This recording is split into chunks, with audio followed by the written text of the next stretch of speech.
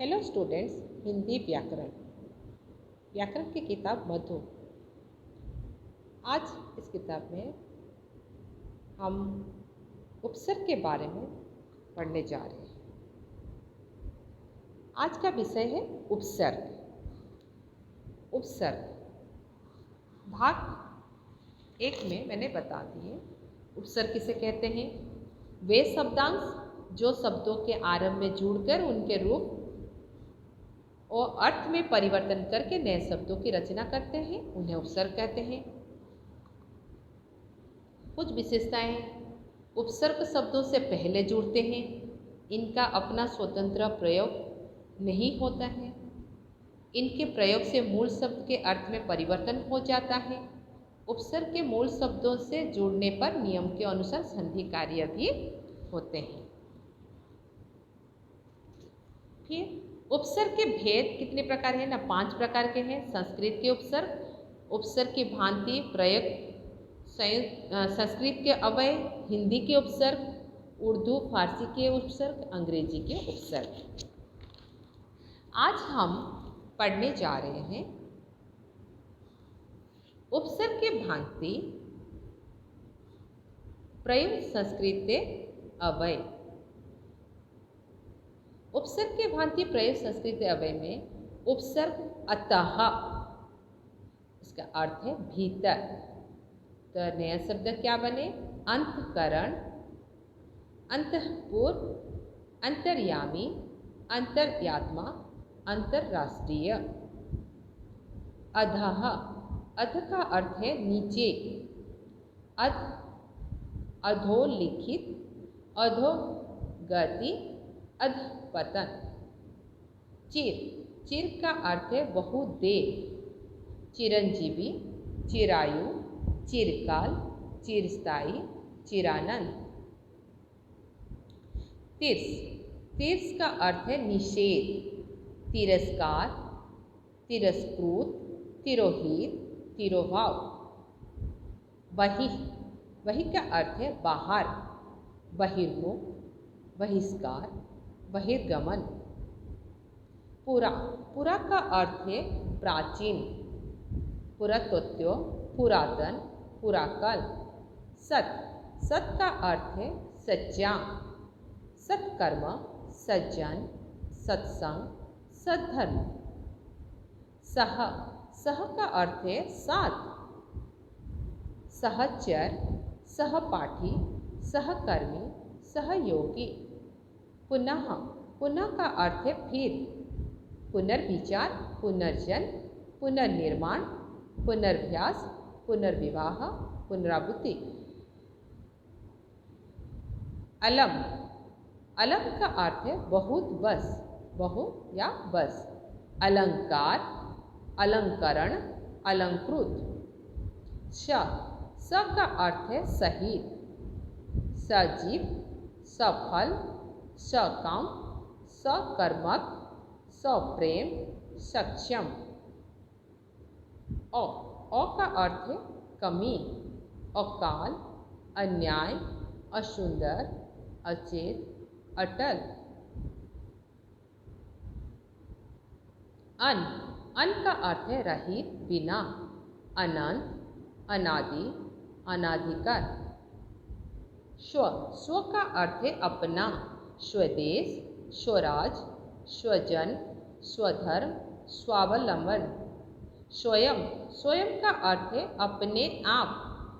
स्वयंवर, स्वयंसेवक, स्वयंसेवी। हिंदी के उपसर्ग, हिंदी के उपसर्ग अ उपसर्ग है, अर्थ मतलब अभाव और निषेध। उदाहरण में अछूत, अभागा, अजान, अथाह, अमोल, अचल और चेत। अन, अन का अर्थ है अभाव, निषेध। अनपढ़, जो पढ़ते हैं उसको पढ़, जो नहीं पढ़ते हैं अनपढ़ कहते हैं। निषेध के अर्थ में हम बोल सकते हैं। अनहोनी, अनजाना, अनबम, अनदेखा, अनसुनी, अनकही, अनमना। अध, अध का अर्थ है आधा। अध पका, अध खिला, अध जला, अध मरा, अध खाया, अध खुला। उन का अर्थ है एक कम, 29। 30 से एक कम 29। 39, 49। औ का अर्थ है निषेध, हीन। औघड़, औगुण, औघट। चौ का अर्थ है 4। चौराहा, चौपाया, चौपाई, चौमास, चौपाल। नी उपसर्ग है, अर्थ है बिना या रहित। निकम्मा, निडर, निठला, निहत, निहत्या, निखटू। कु का अर्थ है पूरा।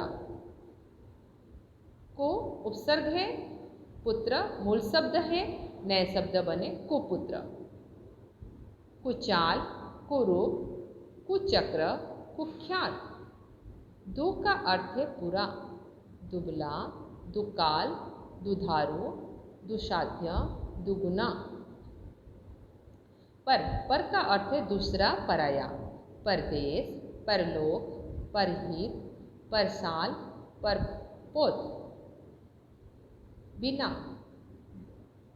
बिन का अर्थ है बिना। बिन मांगा, बिन ब्याहा, बिन कहे, बिन सुने, बिन खाए।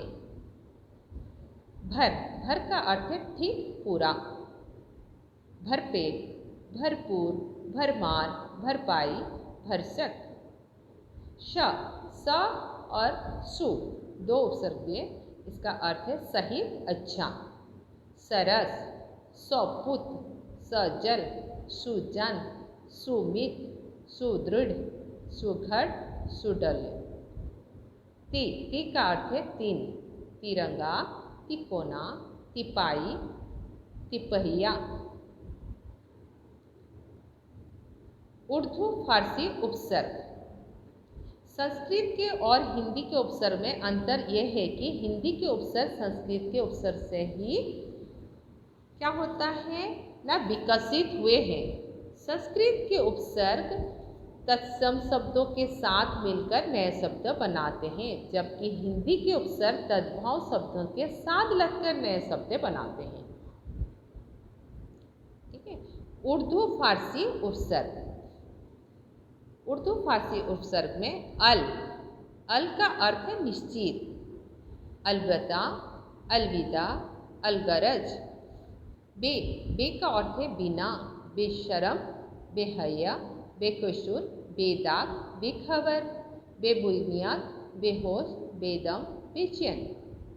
शहीद का अर्थ है बा का अर्थ है शहीद, बाकयात, बाअदब, बाइज्जत। कम, इसका अर्थ क्या है, थोड़ा, हीन, कमजोर, कम उम्र, कम खर्च। बद का अर्थ है बुरा, बदनाम, बदबू, बदसूरत, बदकिस्मत। खुश का अर्थ है अच्छा, खुश मिजाज, खुश नसीब, खुशहाल, खुशकिस्मत, खुशखबरी,